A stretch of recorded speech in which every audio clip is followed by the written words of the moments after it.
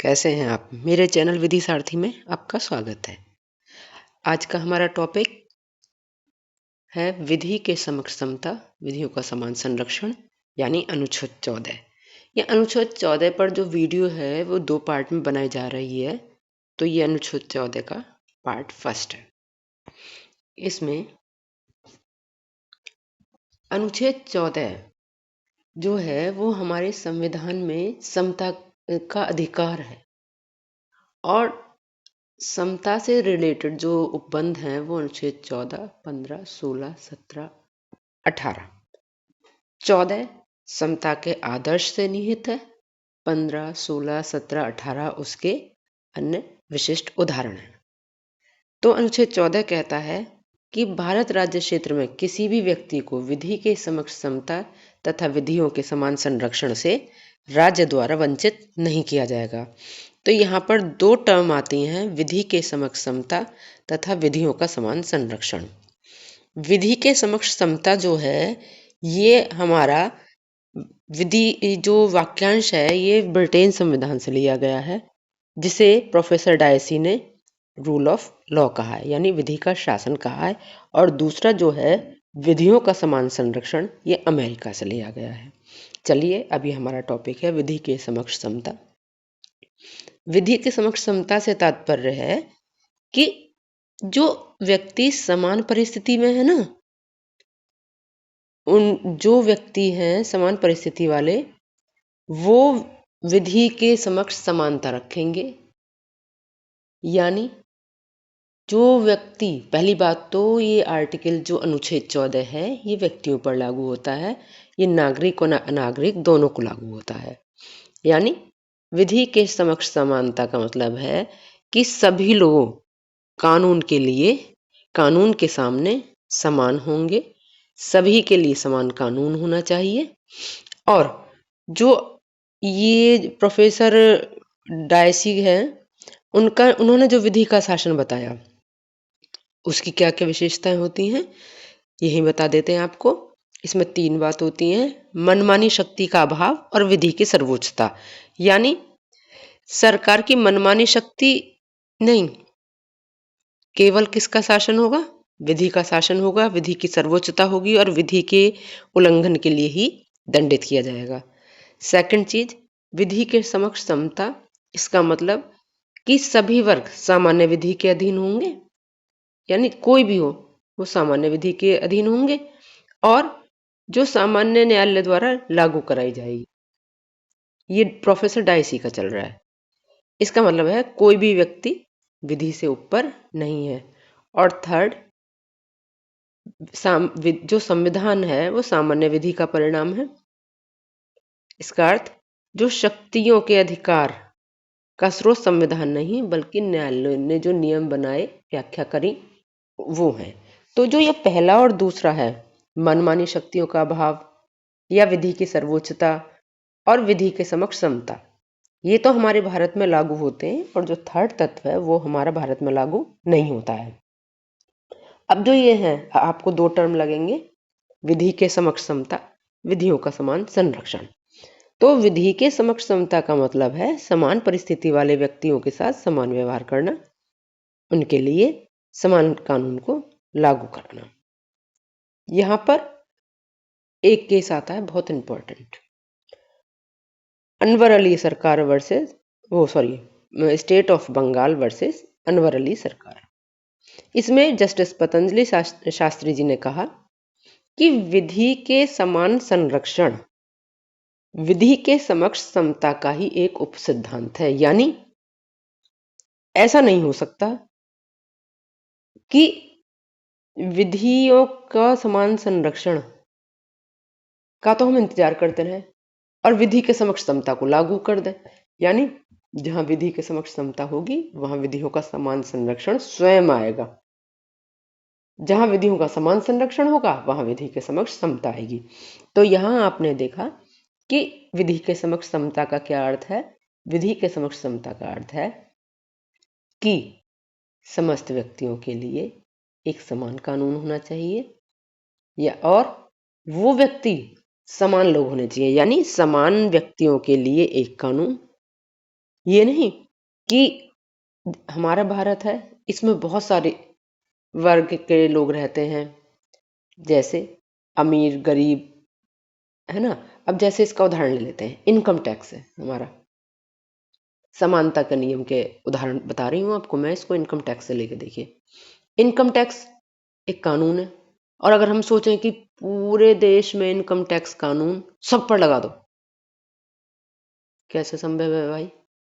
गरीब इंसान कैसे टैक्स पे करेगा, जो खाना भी नहीं खा पा रहा, जो अर्न ही नहीं कर पा रहा, जिसके पास घर ही नहीं है, जिसके पास कपड़ा ही नहीं है, जिसके पास मकान ही नहीं है, जो बेसिक सुविधाओं को पूरा नहीं कर सकता, वो इनकम टैक्स कैसे देगा? हम तो ये कहेंगे नहीं जी, विधि के समक्ष समता का मतलब है, इनकम टैक्स की विधि बनाई तो ये तो सब पर लागू हो। नहीं, समता का मतलब ये है ही नहीं। समता का मतलब है कि समान लोगों पर समान कानून।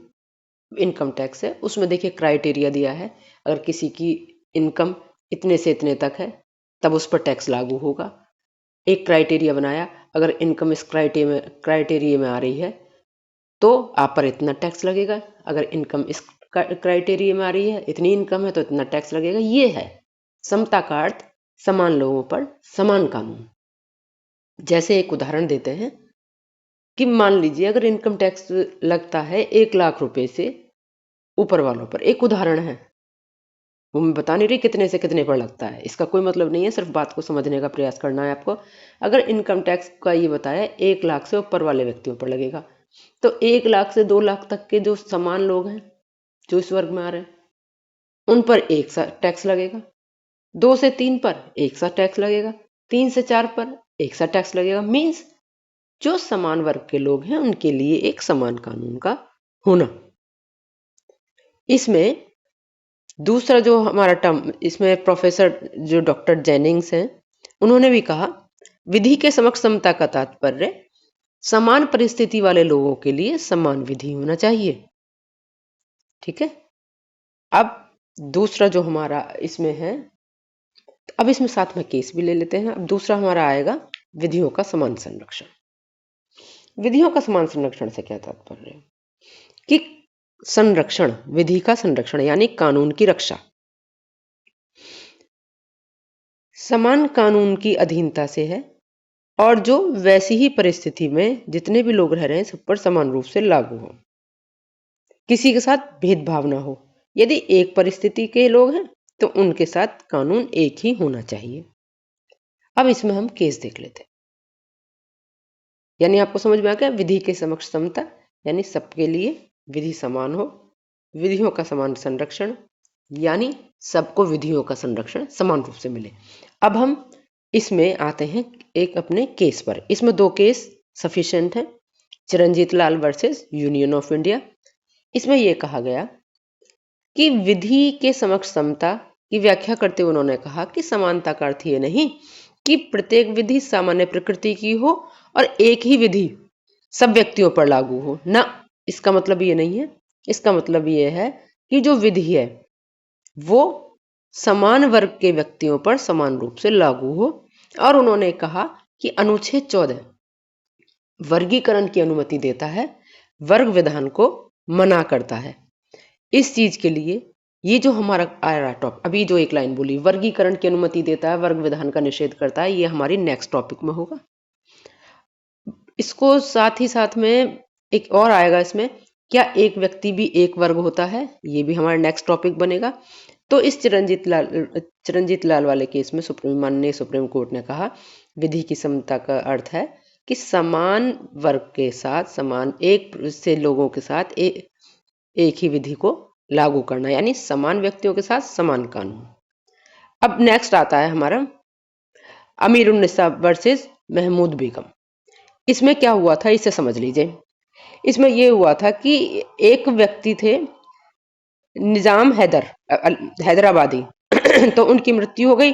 बहुत सारे लोग थे जो अपने अपने को उनका उत्तराधिकारी बता रहे थे। तो इसमें क्या हुआ, मुकदमेबाजी चली, बहुत लंबा मामला चला। तो उसके फलस्वरूप क्या करा, हैदराबाद के विधानमंडल ने एक वसीउद्दौला उत्तराधिकार अधिनियम 1950 पारित कर दिया। और उसके अंतर्गत उन्होंने क्या करा कि उसमें उन्होंने करा कि एक पक्ष के दावे को तो पूर्ण रूप से स्वीकार कर लिया और दूसरे पक्ष के दावे को अस्वीकार कर दिया। पीड़ित पक्ष ने इस अधिनियम की संवैधानिकता को चुनौती दी। उन्होंने कहा कि इसके ये जो उन्होंने एक्ट बना दिया विधानमंडल ने, इससे तो हमारे दावे को हम न्यायालय में लागू करा ही नहीं सकते और हमारे अब जो अमूल्य अधिकार है उनसे हम वंचित हो गए।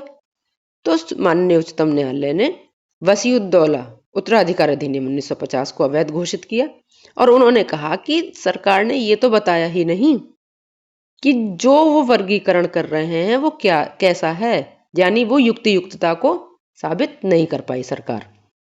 अब इस टाइप से आपने देखा कि आपके जो दो टॉपिक हैं, विधि के समक्ष समता, विधियों का समान संरक्षण, जिन्हें मैंने भाग 1 में आपको एक्सप्लेन किया, वो यहाँ कंप्लीट हो गए। देखिए ये सब शॉर्ट में समझाया जा रहा है, सिर्फ इसलिए समझाया जा रहा है कि आप इसमें ये समझ लें कि ये है क्या, और या तो खुद आंसर इसका बना लें या फिर जो आपके पास मार्केट का मटेरियल है उसे समझने में आपको आसानी हो जाएगी। और ये LLB थर्ड सेमेस्टर के बच्चों के, LLB फर्स्ट सेमेस्टर के बच्चों के लिए है। हाँ, ये तो फर्स्ट सेमेस्टर में है ना, तो ये LLB फर्स्ट सेमेस्टर के बच्चों के लिए है। यदि आपको मेरी वीडियो अच्छी लगी और आपको लगता है ये आपके लिए यूज़फुल है तो प्लीज़ मेरे चैनल को सब्सक्राइब कीजिए, मेरी वीडियो को लाइक, कमेंट एंड शेयर कीजिए। Thank you. नेक्स्ट टॉपिक पर हम जाएंगे तो उसमें देखेंगे कि युक्त वर्गीकरण क्या है और युक्त वर्गीकरण की क्या कसौटियाँ हैं, किस तरह से क्या क्या आवश्यक तत्व हैं उसके, कि जब माना जाएगा कि कोई वर्गीकरण युक्त है या नहीं है, और क्या एक व्यक्ति एक वर्ग है, और अनुच्छेद 14 के अपवाद। इससे हमारा सेकंड वीडियो है वो कंप्लीट होगा। Thank you. जय हिंद।